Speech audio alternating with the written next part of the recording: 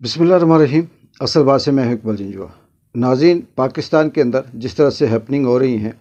उस तरह से ये लगता है कि हर एक घंटे के बाद जो नई डेवलपमेंट आती है उससे ये लगता है कि जो पुरानी घंटा पहले डेवलपमेंट हुई थी वो पुरानी हो चुकी है और उस पर बात करना भी अजीब सा लगता है। लेकिन अगर ये बात कही जाए तो गलत ना होगी कि पाकिस्तान के अंदर सियासत का जो मरकज़ है, जो महवर है, वो सिर्फ़ और सिर्फ इमरान खान है। अगर इमरान खान को निकाल दिया जाए तो पाकिस्तान के अंदर ना सियासत पे बात करने के लिए कुछ बचता है और ना ही सियासत के अंदर किसी किस्म की कोई दिलचस्पी बाकी रहती है।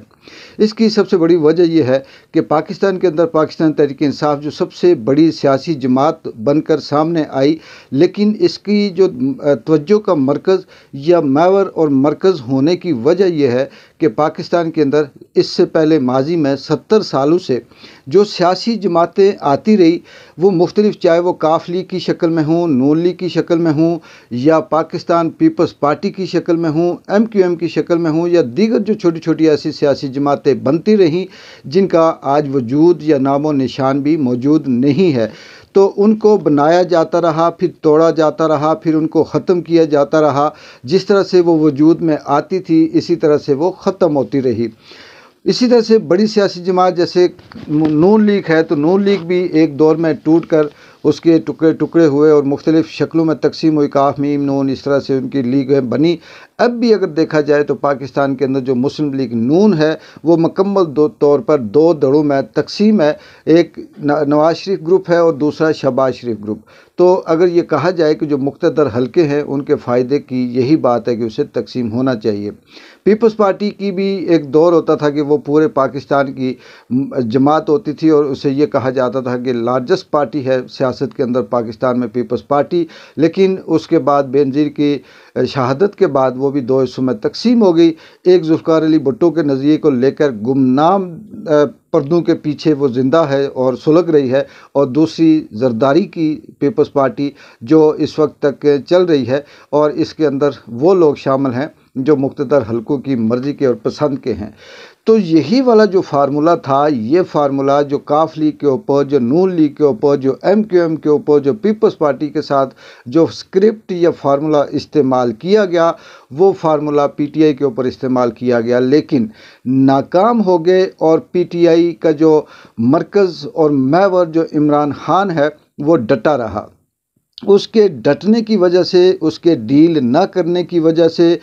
वो अवाम की तवज्जो का मरकज़ बनता रहा। और जैसे जैसे पाकिस्तान तहरीक इंसाफ के कारकुनों के साथ, वर्करों के साथ, लीडरों के साथ, रहनुमाओं के साथ जुल्म, ज़्यादती, फस्तायत, जबर किया जाता रहा, ऐसे ऐसे PTI पाकिस्तान तहरीक इंसाफ अवाम के दिलों में बसती गई और इमरान खान का वो कद काट जो किसी भी हवाले से मुतनाज़ा करने की मुसलसल कई सालों से कोशिश की जा रही है, वो नाकाम होते जा रहे हैं और उसकी कदर कीमत बढ़ती जा रही है। बातें करने के लिए बेशुमार हैं, जिसमें बुशरा बीबी को जहर देने के हवाले से, टेस्ट रिपोर्टों के हवाले से बात करें तो ये कहना आसान होगा कि काजी भी वही है, मुनसिफ भी वही है, जज भी वही है, मुजरिम भी वही है, जो सज़ाएं देने वाले हैं डॉक्टर भी उनके, मेडिकल रिपोर्टें भी उनकी, लेकिन कोई मुसद्दका रिपोर्ट सामने नहीं आ रही। और दूसरी तरफ जो बुशरा बीबी का मायना है वो इमरान खान के कहने पे उनका अगर कोई पर्सनल डॉक्टर कर रहा है तो वो रिपोर्ट अभी सामने आती है। देखते हैं उन पर क्या दबाव है और किस तरह से सामने लाते हैं। आगे चलें तो बात करते हैं कि जो पाउडरों वाले खतूत का सिलसिला है उनका दायरा वसी हो गया। पहले 8 जजों को जो ख़त भेजे गए जिनके अंदर पाउडर थे, कुछ का कहना है कि ये कुछ ऐसा ख़तरनाक पाउडर है जो बायोलॉजिकल जंग है, लेकिन करते करते अब ये लग रहा है कि ये जो खतूत का सिलसिला है, ये जो लव लेटर है जिसके अंदर टेलकम पाउडर आप कह सकते हैं कि है, खुशबू वाला पाउडर है, ये जजों से निकलता हुआ, वकीलों से निकलता हुआ अब इसने पार्लियामेंट के अंदर या सियासतदानों की तरफ रुख कर दिया। और ये ख़त अब चीफ जस्टिस के साथ साथ सियासतदानों को, मरीम नवाज़ को, दूसरे तीसरे इनके नाम भी खतूत आना शुरू हो गए। مجھے یہ لگتا ہے کہ ان خطوط کے اندر کوئی ایسی خطرناک چیز نہیں ہے، لیکن یہ جو خط ہے، یہ جو اسکرپٹ ہے، یہ رہے گا مختصر، لیکن آپ کی نالج کے لیے یہ میں بتاؤں کہ یہ اسکرپٹ تھوڑا سا کامیاب اس لیے ہے کہ یہ عوام کی توجہ کو ڈائیورٹ کرنے کے لیے اور میڈیا کے اوپر مکمل طور پر وہ جو ٹائم ہے سیاست کے اوپر، عمران خان کے اوپر بحث کرنے کا، اس ٹائم کو لینے کے لیے یہ اسکرپٹ ابھی تک بہتر چل رہا ہے، کیونکہ جو بھی پروگرام شروع ہوتا ہے، جو بھی ٹاک شو شروع ہوتا ہے، جو بھی آتا ہے، وہ انہی پولڈرو والے خطوط کی بات سے شروع کرتا ہے اور پھر بات آگے بڑھتے بڑھتے کہیں اور چلی جاتی ہے۔ آگے چلتے ہیں تو کہتے ہیں بلی سو چوہے کھا کر حج کو چلی۔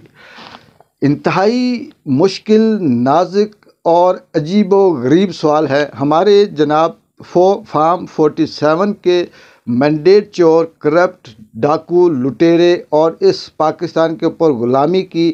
بدترین مثال قائم کرنے والے شہباز شریف صاحب عمرے کے لیے سعودی عرب جا رہے ہیں۔ پہلا سوال، وہ عمرہ کس منہ سے کریں گے؟ دوسرا سوال کہ کیا اس طرح سے ظلم، زیادتیاں، جھوٹ بول کر رمضان کے اندر حج یا عمرہ کرنے سے ان کے گناہ دھل جائیں گے؟ کیا ان کے عمرے اس طرح سے قبول ہوں گے؟ تیسری بات، سوال یہ ہے کہ وہ سعودی عرب کے ولی عہد سے ملنے کے لیے جائیں گے، لیکن سمجھ نہیں آتی کہ کعبہ میں مل کر ان سے کیا بات کریں گے۔ اگر ان کے لیے کوئی دروازے کھولتا ہے یا کعبہ کا کوئی گیٹ کھول کے انہیں سعادت حاصل ہوتی ہے، تو کس طرح سے وہ اس کے اندر جا کر پھر اپنے آپ کو یہ تسلی دیں گے؟ پورا پاکستان نہیں، پوری دنیا جانتی ہے، بہادر امریکہ جانتا ہے، جو 2 نمبر لوگ ہیں وہ جانتے ہیں، 1 نمبر لوگ جانتے ہیں، جتنے بھی چاہے تعلق جن کا چاہے اس کا چائنا سے تعلق ہو، رشیا سے ہو، انڈیا سے ہو، یا پھر امریکہ، برطانیہ، یورپ سے ہو، یہ سب جانتے ہیں کہ پاکستان کے اندر چل کیا رہا ہے اور پاکستان میں جو حکومت ہے وہ کون سی ہے۔ کیا جمہوری حکومت ہے یا زبردستی چھینے جانے والے مینڈیٹ کی حکومت ہے، ڈنڈے اور گن پوائنٹ پہ قائم کی جانے والی حکومت ہے؟ اور یہ اب صرف اسی طرح سے کر کے اپنا ٹائم پاس کریں گے، لیکن پاکستان کے اندر جو کچھ بھی ہو رہا ہے یہ صرف اور صرف وقتی فرضی ہے۔ جیسے کہ پاکستان تحریک انصاف کے بے شمار خبروں میں چل رہا ہوتا ہے کہ احتجاج کی کال دے دی، عید کے بعد جلسہ ہوگا، رمضان کے بعد یہ کال ہوگی، اس کے بعد یہ ہوگا، لیکن یہ سب چیزیں ناظرین اس وقت تک بے معنی ہو جاتی ہیں جب تک پاکستان کا تحریک انصاف کے چیئرمین عمران خان کی رہائی نہیں ہوتی۔ اور عمران خان اگر پاکستان کی جیلوں سے باہر آ جاتے ہیں، ان کو ضمانت مل جاتی ہے، ان کو رہائی مل جاتی ہے، جن کے اوپر 200 سے زائد فیک، جھوٹے، دشمنی، بغض کی بنیاد پہ قائم کیے گئے کیسز ہیں، اگر وہ باہر آتے ہیں تو پاکستان کی سیاست کا جو نقشہ ہے وہ چینج ہو جاتا ہے۔ پھر پاکستان میں سارے جو لوگ ہیں ان کی بالکل سیاست کی جو کایا ہے وہ پلٹ جاتی ہے۔ لیکن یہ خوف سیاست دانوں کے اوپر، اسٹیبلشمنٹ کے اوپر، مقتدر حلقوں کے اندر ان کے اوپر خوف طاری ہے، اور یہ کسی بھی صورت نہیں چاہتے کہ عمران خان رہا ہو۔ اب اسی رہائی سے اب صرف عمران خان سے خوف نہیں ہے اسٹیبلشمنٹ کو، ججز کو، عدلیہ کو، مقتدر حلقوں کو، بلکہ عمران خان کے ساتھ موجودہ دور کی جو سب سے بڑی طاقت ہے سیاست سے ہٹ کے، وہ سوشل میڈیا ہے۔ سوشل میڈیا سے ان تمام لوگوں کو خوف ہے جو جھوٹ بولتے ہیں، جو اپنا قاضی کی سیٹ پہ بیٹھ کر جھوٹ بولتے ہیں، جو رمضان کے اندر اپنے یہ کہتے ہیں کہ ہمارے پاس اختیار ہے، لیکن وہ عجیب و غریب قسم کے جیسے قاضی یوسف فائز اگر پاکستان کی سب سے بڑی عدالت کی کرسی پہ بیٹھے ہوئے ہیں، انصاف کی کرسی پہ بیٹھے ہوئے ہیں، وہ سر عام جھوٹ بولتے ہیں، لیکن جب سوشل میڈیا ان کا جھوٹ بے نقاب کرتا ہے تو اسے پھر یہ لگتا ہے کہ یہ شیطانی چرخا ہے۔ اسی طرح سے پاکستان کے اندر جو اسٹیبلشمنٹ ہے، جو ادر ادارے ہیں، جو پاکستان کی بیوروکریسی ہے، وہ جب جھوٹی ٹک ٹاک بناتے ہیں، جھوٹے بیان دیتے ہیں، جھوٹے اوپننگ کرتے ہیں، جھوٹی قسم کی باتیں کرتے ہیں، تو سوشل میڈیا کے اوپر ان کا کاؤنٹر جب آتا ہے، ان کی ساری وہ باتیں دلیل کے ساتھ، تفصیل کے ساتھ جھوٹی ثابت کی جاتی ہیں، تو وہ یہ کہتے ہیں کہ یہ سوشل میڈیا جو ہے یہ پاکستان کے اندر شیطانی چرخا ہے، یہ شیطانی کام ہے اور اس کو بند کیا جائے۔ اس کی وجہ یہ ہے کہ پاکستان کے اندر 30 سے 35 نیوز چینل جن کے اوپر اربوں خربوں کے حساب سے پیسے خرچ کیے جاتے ہیں، مالکان کو قابو کر کے بیانیے کو کنٹرول کیا ہوا ہے، اور تمام اینکر وہی بولتے ہیں جو انہیں کہا جاتا ہے وہی بات کرتے ہیں، وہی سوال کرتے ہیں، اس میں بیٹھنے والے، اس میں بولنے والے، اس میں تجزیہ کار، تبصرہ نگار جو بھی ہیں سب وہی بولتے ہیں جو ان کے سامنے پرچی لکھی ہوئی ہوتی ہے۔ سوشل میڈیا واحد وہ زبان ہے، واحد وہ آئینہ ہے، واحد وہ آج کے دور کا ٹول ہے جو بے لگام ہے، جو اگر سچ نہیں بولتا تو جھوٹ بھی نہیں بولتا، جو اپنا تجزیہ دیتا ہے، اپنی بڑاس نکالتا ہے اور عام آدمی تک یہ بات پہنچاتا ہے کہ مریم نواز کس طرح سے ٹک ٹاک پہ جھوٹ بول رہی ہے، اس کے ساتھ جو دوسری ایکٹریس ہیں وہ کس طرح سے اپنے بیانیے جھوٹ دے رہی ہیں۔ پاکستان کے اندر فارم 47 سے قائم ہونے والی یہ جو ایک عجیب و غریب قسم کی جو حکومت ہے جس میں شہباز شریف، نون لیگ یا دوسرے تیسرے پیپلز پارٹی سارے ہیں، یہ کس طرح سے بیانیاں دیتے ہیں اور سوشل میڈیا ان کو ننگا اور بے نقاب کرتا ہے۔ بلاول بھٹو جیسے جن کا اگر ہم بات کریں پیپلز پارٹی کی تو بھٹو اور بینظیر بھٹو، ذوالفقار علی بھٹو کا جو نظریہ ہے وہ تو دفن ہو گیا، اور زرداری کی اور مکس کچھ زبان بولنے والے بلاول بھٹو جب آ کر اپنی وہ بڑک مارتے ہیں